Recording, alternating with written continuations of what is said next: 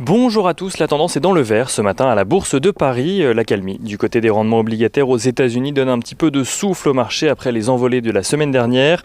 Ce matin, le taux à 10 ans américain revient aux alentours des 1,42%, là où le taux à 30 ans revient aux alentours des 2,20%.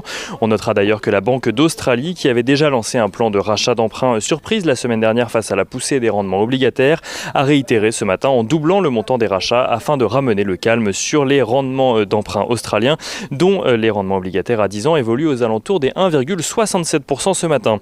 Les investisseurs qui saluent également le vote du plan de relance de 1900 milliards de dollars par la Chambre des représentants.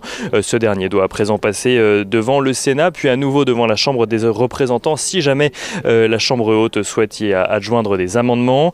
On se souvient notamment de la question de l'augmentation du salaire minimum aux États-Unis qui était vue par la conseillère juridique du Sénat comme devant être traitée à part du plan de relance. L'objectif reste cependant pour les démocrates d'obtenir un vote et une ratification par Joe Biden d'ici au 14 mars, date où s'arrêtent les aides actuelles.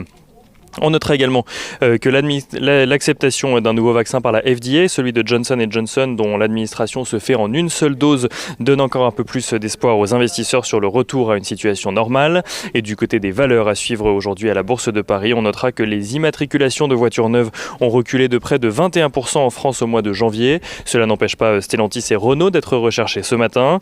Eurofins Scientifique annonce de son côté une croissance de 19,2% de son chiffre d'affaires en 2020, soit légèrement plus qu'attendu.